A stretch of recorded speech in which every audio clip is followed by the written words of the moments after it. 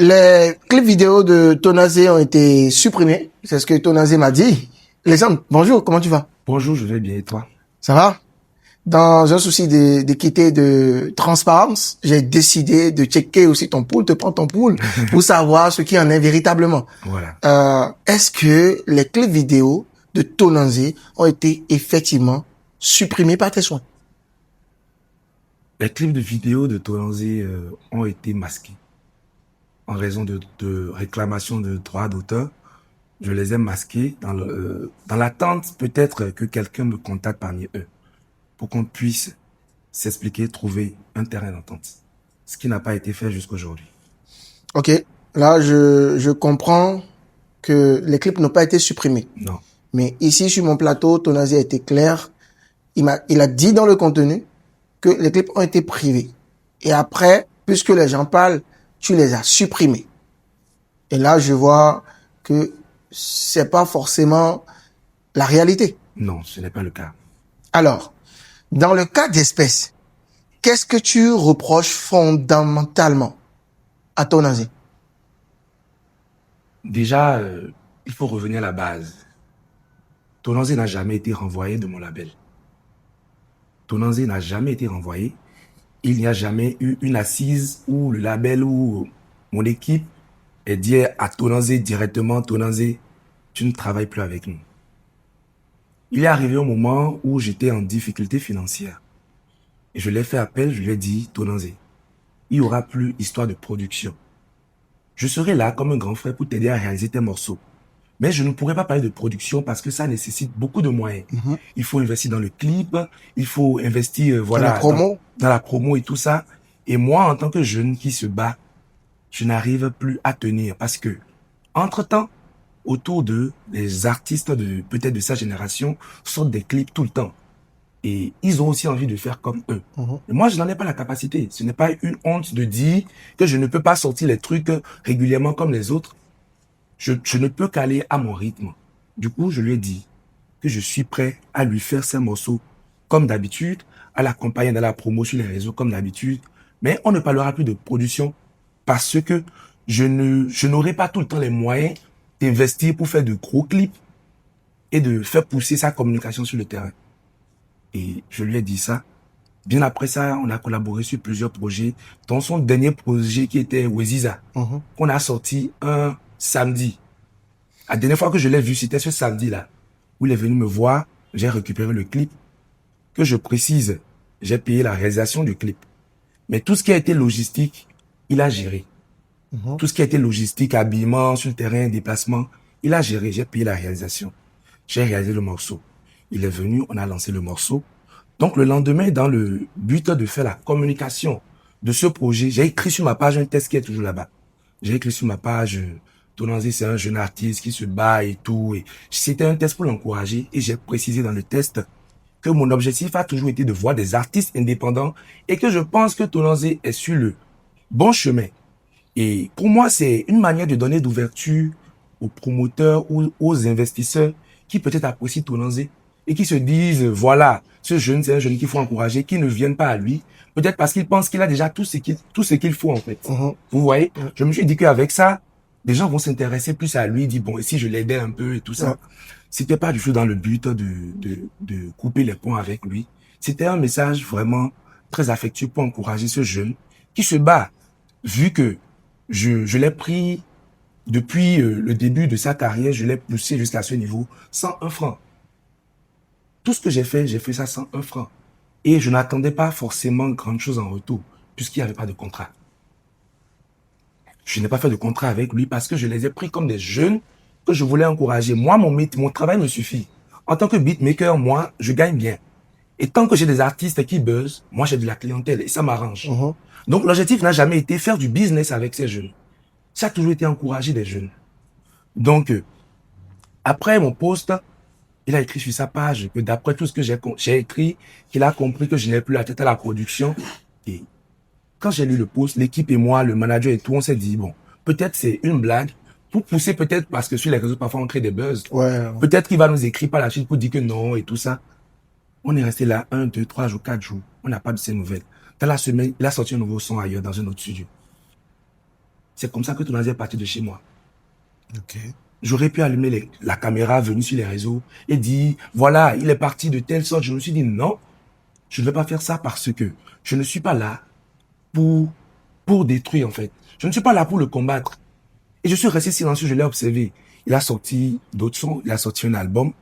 Il ne m'a pas appelé, il ne m'a pas écrit, il ne m'a rien dit. Il a sorti un album? Oui, il ne m'a rien dit. Je n'ai plus eu de contact avec lui jusqu'au 1er décembre, le 1er janvier plutôt, excusez-moi, où j'étais là et il m'a appelé un matin pour me souhaiter heureuse année, pour me dire que, bon voilà, qu'il passe par ici pour prier pour moi et tout ça.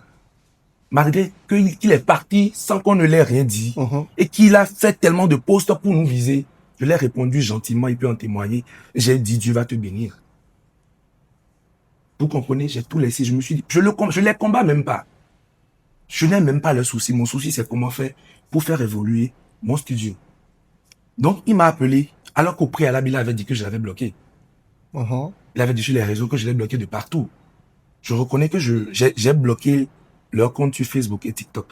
Parce que vous voyez... Pourquoi avoir... Non, sincèrement, vous savez, nous sommes des êtres humains. La façon dont il est parti, moi, ça m'a fait chaud au cœur. Pour un jeune que j'aime beaucoup comme ça, j'ai affectionné. La façon dont il est parti, pas pour dire que je ne veux pas qu'il parte, mais c'est pas comme ça qu'on part de chez quelqu'un qui nous a aimés. Ça m'a fait chaud au cœur et quand je tombais sur ces contenus, j'avais presque les larmes aux yeux. De me dire ce jeune que j'étais mal fait, mais pourquoi? Donc pour ne pas tout le temps tomber sur ces contenus et avoir ce sentiment, j'ai juste bloqué ces comptes pour ne plus voir ces contenus. Vous ne pouvez pas me juger pour ça. C'est humain. Je ne voulais juste pas tout le temps ressentir ce sentiment de chagrin quand je tombe sur ces contenus de ce jeune que j'ai tant aimé.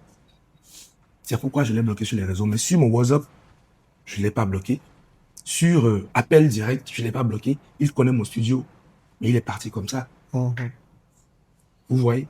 Et quand les problèmes de droit d'auteur ont commencé, c'était sur Facebook d'abord. Je notifie pour ceux qui maîtrisent un peu les détails de droit d'auteur.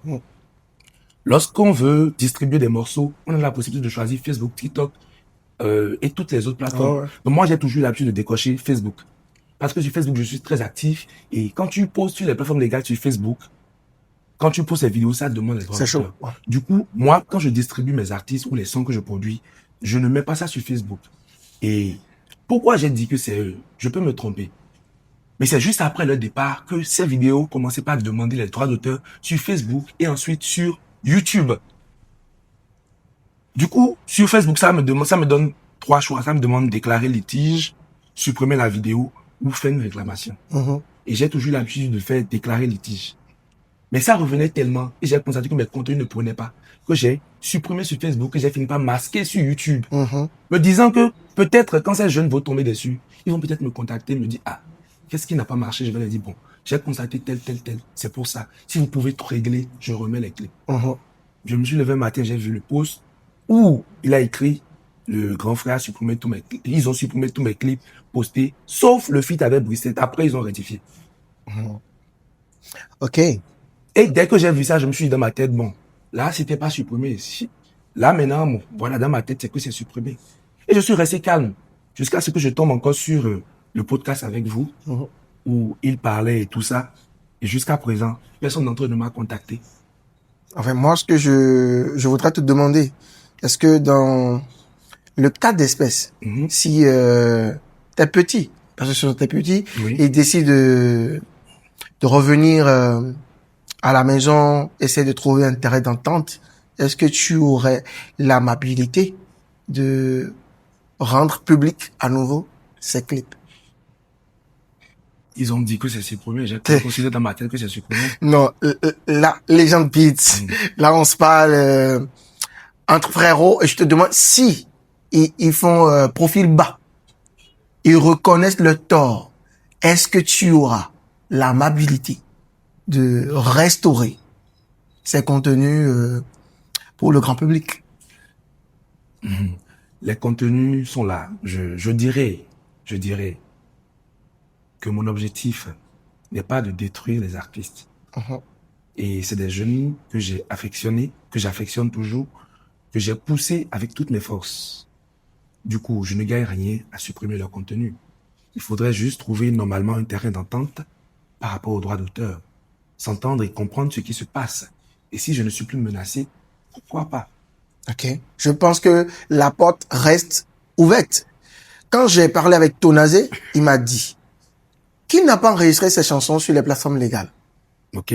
Et quand je t'entends parler aussi, je me rends compte que tu n'as pas enregistré les chansons sur les plateformes Non. légales de téléchargement. Non. Pourtant, en ce moment, tu reçois des avertissements Voilà. qui te notifient que les contenus sont protégés. Finalement, qui les a enregistrés? La vraie question. La vraie question. Et c'est là où il faut creuser. Véritablement. Legend Beats, on a parlé de Tonazé.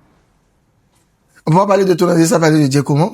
Ah, Tu vois un peu ce que je veux dire? ouais. Djekomo, il est aussi parti de ton écurie. Ouais. Il est aujourd'hui un indépendant. Qu'est-ce qui s'est passé? J'ai commencé un sujet déjà clos.